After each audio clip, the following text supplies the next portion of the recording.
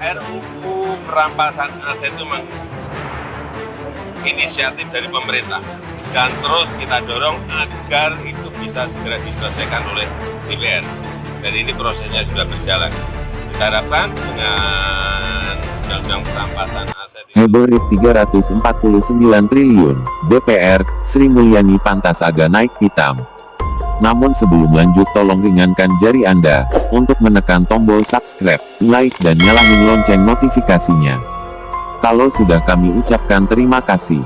Anggota Komisi 3 DPR fraksi Demokrat Beni Kaharman menyebut, Menteri Keuangan Sri Mulyani berhak marah jika ada tudingan tidak jelas koatasya adanya dugaan transaksi tindak pidana pencucian uang, TPPU, RIP 349 triliun di Kementerian Keuangan. Beni mempersoalkan lagi adanya temuan oleh Komite TPPU dan PPATK atas transaksi janggal senilai RIP 349 triliun di Kementerian Keuangan. Masalahnya, kata Beni, hingga hari ini tidak jelas apakah transaksi janggal RIP 349 triliun tersebut adalah uang hasil tindak pidana atau hasil kejahatan. Seharusnya, jika transaksi tersebut ditengarai merupakan transaksi mencurigakan, seharusnya ditindaklanjuti dengan analisa dan penindakan. Namun, jika sejak awal dibuat dikdemen atau dituding bahwa ada pencucian uang, maka seharusnya ini sudah masuk ke dalam hasil tindak pidana. Kalau sejak awal dibuat dikdemen bahwa pencucian uang hasil tindak pidana, maka ini menjadi masalah dan saya raya Bu Menke pantas agak naik hitam.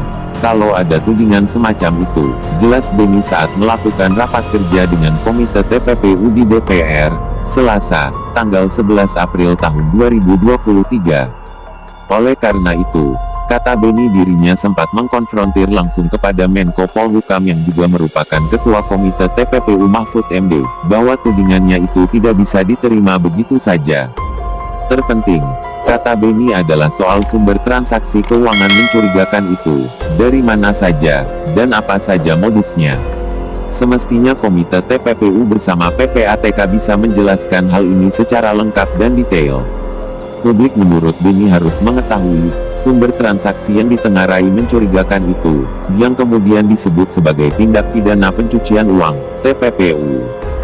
Sebab pada kesempatan itu, Sri Mulyani telah merinci dan mengklaim telah menindaklanjuti sebagian temuan laporan PPATK atas transaksi mencurigakan di Kementerian Keuangan sebesar RIP 349 triliun tersebut. Dari penjelasan bendahara negara itu, diakui beberapa pegawai atau PNS Kemenkeu ada yang telah dijatuhi hukuman disiplin, namun tidak dijelaskan secara rinci, mereka yang dijatuhi hukuman disiplin itu terkait persoalan apa.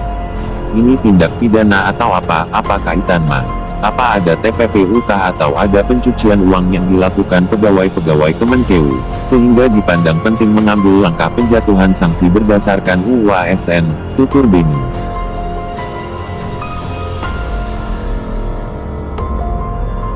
dia akan memudahkan proses-proses utamanya dalam pidana korupsi untuk menyelesaikan setelah terbukti, karena payung hukum